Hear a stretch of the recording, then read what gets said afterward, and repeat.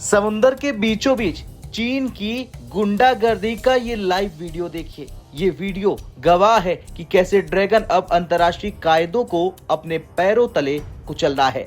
जी हां, सोमवार की सुबह दक्षिण चीन सागर यानी साउथ चाइना सी के सेकेंड थॉमस शोल में जो हुआ उसने सभ्य दुनिया को शर्मसार कर दिया। चीनी कोस्ट गार्ड के जवानों ने भारत के मित्र देश फिलीपींस के नौसैनिकों को घेरकर उन पर लकड़ी के डंडों और धारदार हथियारों से हमला किया, जिसका वीडियो आपके सामने है। और इस बर्बरता में फिलीपींस के एक जवान सैनिक का सिर भी फट गया। नाव पर खून फैल गया और शांति की उम्मीदें एक बार फिर लहरों में दफन हो गई है। ऐसे में आज हम उस समुद्री मोर्चे की बात करेंगे जहां बारूद की गंध तेज होती जा रही है। ड्रैगन की विस्तारवादी भूख अब इतनी बढ़ गई है कि वो पड़ोसी देशों के सैनिकों का खून बहाने से भी पीछे नहीं हट रहा है। दरअसल सोमवार को फिलीपींस की नौसेना की 2 रबर बोट्स एक रूटीन मिशन पर थी। उनका मकसद था बीआरपी सिएरा माद्रे युद्धपोत पर तैनात अपने सैनिकों तक खाना और रसद पहुंचाना। लेकिन जैसे ही वे सेकेंड थॉमस शोल के पास पहुंचे, चीन के कोस्ट गार्ड की 8 हाई स्पीड नाव ने उन्हें चारों तरफ से घेर लिया। फिलीपींस की सेना एएफपी ने जो सबूत वीडियो जारी किए हैं वे रोंगटे खड़े कर देने वाले हैं। चीनी सैनिकों ने समुद्री लुटेरों की तरह व्यवहार किया।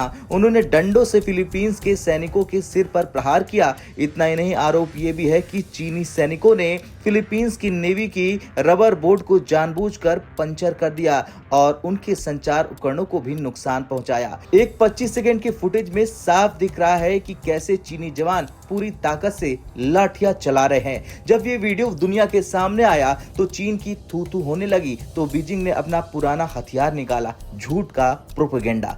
चीन के सरकारी अखबार ग्लोबल टाइम्स ने एक जवाबी वीडियो जारी किया। चीन का दावा है कि फिलीपींस के सैनिकों ने पहले लकड़ी के लट्ठों और पैडल से उन पर हमला किया था। चीन का कहना है कि उनके कोस्ट गार्ड ने बेहद संयम से काम लिया, लेकिन हकीकत नक्शे पर साफ दिख रही है, वीडियो में साफ दिख रही है। जिस इलाके में यह हमला हुआ वो फिलीपींस के तट से महज 200 नॉटिकल मील दूर है, जबकि चीन की मुख्य भूमि से इसकी दूरी 1300 किलोमीटर से भी ज्यादा है। ऐसे में सवाल यह है कि चीन इतनी दूरी आकर आत्मरक्षा का नाटक किसके सामने कर रहा था। चीन ने इस हमले के लिए जो समय चुना वो बहुत सोची समझी रणनीति का हिस्सा है। इसी हफ्ते मनीला में आसियान देशों के विदेश मंत्रियों की एक बेहद महत्वपूर्ण बैठक होने वाली है। इस बैठक में चीनी विदेश मंत्री वांग यी भी शामिल होंगे। फिलीपींस को लहूलुहान करके चीन ने पूरे दक्षिण पूर्व एशिया को एक संदेश देने की कोशिश की कि इस समुद्र का डॉन सिर्फ वो है। खैर, भारत भी इस पूरे घटनाक्रम पर पैनी नजर बनाए रख रहा है। भारत का 50% से ज्यादा समुद्री व्यापार इसी रास्ते से होता है। अगर चीन यहां पूरी तरह कब्जा कर लेता है तो आने वाले समय में वो भारतीय जहाजों के लिए भी मुसीबत खड़ी कर सकता है। भारत ने हाल ही में फिलीपींस को ब्रह्मोस जैसी मारक मिसाइलें देकर यह साफ कर दिया था कि वो ड्रैगन की दादागिरी के खिलाफ छोटे देशों को सशक्त बनाना जारी रखेगा। चीन की इस समुद्री गुंडागर्दी का अंत कैसे होगा? क्या सिर्फ निंदा करने से ड्रैगन सुधरेगा या फिर अब पूरी दुनिया को मिलकर चीन को उसकी सीमा में रहने का सबक सिखाना चाहिए? आपको क्या लगता है कि अब भारत को फिलीपींस की मदद के लिए और आगे आना चाहिए? हाँ या ना में कमेंट कर अपनी राय जरूर दें।